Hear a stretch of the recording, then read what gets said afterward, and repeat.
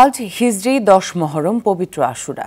61 হিজরির এই দিনে ফুরাত নদীর তীরে ঘেঁষা কারবালায় শহীদ হন মহানবী হযরত মুহাম্মদ সাল্লাল্লাহু আলাইহি সাল্লামের প্রিয় নাতি ইমাম হোসেন রাদিয়াল্লাহু তাআলা আনহু এবং তার পরিবারের সদস্যরা। মুসলিমদের কাছে দিনটি আজও শোকের স্মৃতি বহন করে। ইসলাম ধর্মের মহান আদর্শকে সমুন্নত রাখতে হযরত ইমাম হোসেনের এই আত্মত্যাগ মানবতার ইতিহাসে দৃষ্টান্ত হয়ে আছে। মহান আল্লাহর রহমত ও ক্ষমা পাওয়ার আশায় ধর্মপ্রাণ মুসলমানরা নফল রোজা, নামাজ, জিকির ও আসকারের মধ্য দিয়ে দিনটি পালন করেন। এ উপলক্ষে বিশ্বের বিভিন্ন স্থানে তাজিয়া মিছিল করে শিয়া সম্প্রদায়। নগদের কাছে সব গ্রাহকই প্রিয়, তাই তো সারা দেশে ক্যাশ আউট চার্জ সবচেয়ে কম।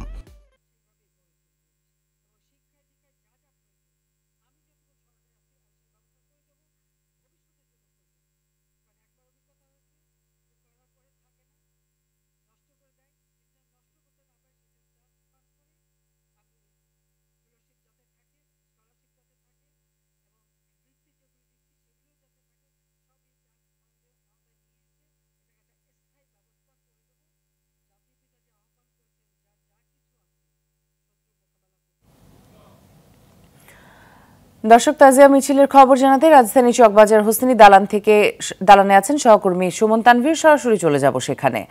সুমন, তাজিয়া মিছিল কখন নাগাদ শুরু হতে পারে, প্রস্তুতি কেমন দেখছেন জানাবেন। নগদের কাছে সব গ্রাহকই প্রিয়, তাই তো সারা দেশে ক্যাশ আউট চার্জ সবচেয়ে কম। হয়ে গেছে। আমি আপনাকে দেখাই পরিস্থিতিটি। এই মাত্রই কিন্তু মিছিলটি আসলে ইমামবাড়ি অর্থাৎ চকবাজারে যে ইমামবাড়িতে প্রতি বছর মিছিলটি বের হয়, সেই মিছিলটি কিছুক্ষণ আগেই কিন্তু বের হলো এবং এটি কিন্তু নিউ মার্কেট হয়ে যে প্রতীকী যে কারবালা প্রান্তর হিসাবে আসলে বিবেচনা করা হয় ধানমন্ডি লেক, সেই ধানমন্ডি লেকে গিয়ে কিন্তু এই মিছিলটি শেষ হবে। আমরা সকাল থেকে দেখছিলাম যে নানা রকম কিন্তু প্রস্তুতি ছিল। আমরা সবাই জানি যে 10 মহরম অর্থাৎ এই আশুরার এই দিনটি কিন্তু মুসলমানদের কাছে ত্যাগ এবং একটি শোকের প্রতীক, এবং এই মিছিলকে ঘিরে শুধু মুসলমানদের মধ্যে যারা শিয়া ধারার অবলম্বী তারা কিন্তু খুব ভাব গম্ভীর্যের সাথে প্রতি বছর আমরা দেখি যে শুধু তাজিয়া মিছিল না, আরও নানা রকম আয়োজন করে। তার ভিতরে এই মিছিলটি কিন্তু আসলে একটি অন্যতম, এবং এই মিছিলটিতে আমরা দেখেছি যে আগে 2015 আগে আমরা দেখতাম,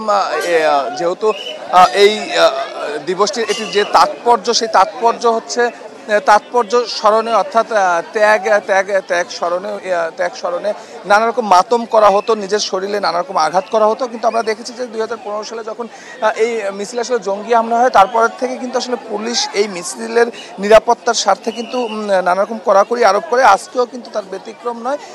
চার পাশে কিন্তু আসলে পুলিশ মিছিলটিকে ঘিরে রেখেছে এবং কোনো রকম ধারারও অস্ত্র আসলে বহন করা যাবে না কিংবা নিজের শরীরে আঘাত করা যাবে না, সেই রেস্ট্রিকশন কিন্তু দিয়ে রেখেছে। তারপরেও শোকের পোশাক হিসাবে কিন্তু কালো পোশাক এবং মাথায় তারা কালো ব্যাস পরে কিন্তু তারা তাদের মতো করে কিন্তু আসলে আস্তে আস্তে তারা বের হচ্ছে, এবং প্রতীকী অর্থে কিন্তু ইমাম হোসেন এবং ইমাম হাসানের দুটি ঘোড়া আমরা প্রতি বছরই এটা দেখি যে আসলে এই মিছিলের একদম সামনের সারিতে কিন্তু আসলে থাকে। সেই সঙ্গে ইমাম হোসেনের কিন্তু একটি প্রতীকী কফিনও কিন্তু এই মিছিলে বের করা হয়। তো সব কিছু মিলে কিছুক্ষণ আগে আসলে মিছিলটি আপনি দেখছেন যে আসলে মিছিলটি আসলে শুরু হয়েছে এবং এটি আমি বলছিলাম যে কারবালা প্রান্তর, যেটি প্রতীকী কারবালা প্রান্তর হিসাবে বিবেচিত ধানমন্ডি লেক, সেই লেকে গিয়ে আসলে মিছিলটি শেষ হবে। মিতু,